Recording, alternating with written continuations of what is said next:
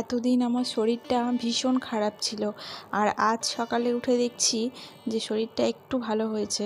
তো মেয়ে ছেলেরা বাড়ির সংসারে যদি না কাজকর্ম করে, দেখবে সে সংসার কিন্তু একদম ওলটপালট হয়ে যায়।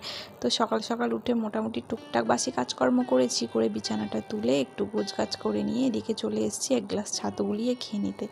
আর আমার প্রায় শরীর খারাপ এক সপ্তাহের উপর। তো আমি এতদিন না ঘর বারান্দা কিছু মুছতে পারিনি, ঝাঁটও দিতে পারিনি। তো যাই হোক, আজকে সেইগুলো পরিষ্কার করে সব ঝাঁটপাট করে নিলাম, নিয়ে এখানে চালও বসিয়ে নিচ্ছি। আর দেখছি যে আমার রান্নাঘরের কী অবস্থা। মানে আমার হাজব্যান্ড এতদিন ওই সিদ্ধ ভাত টাত করেছিল, আর ও তো বেটা ছেলে মানুষ, করতে পারে না সেইভাবে। তো যেরকম পেরেছে সেরকম করেছিল, আর একদম রান্নাঘরটা নোংরা করে রেখেছিল। তো সেইগুলোই ভাবলাম যে একটু টুকটাক পরিষ্কার করি।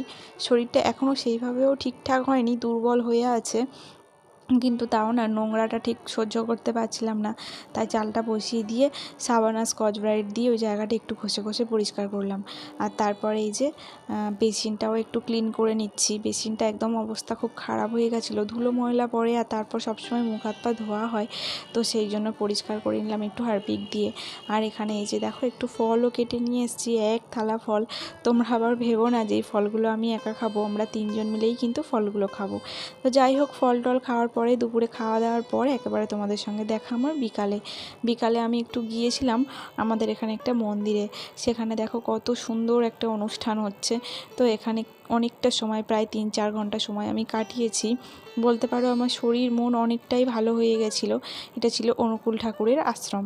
তো যাই হোক, আজ ভিডিওটা কেমন লাগলো জানিও।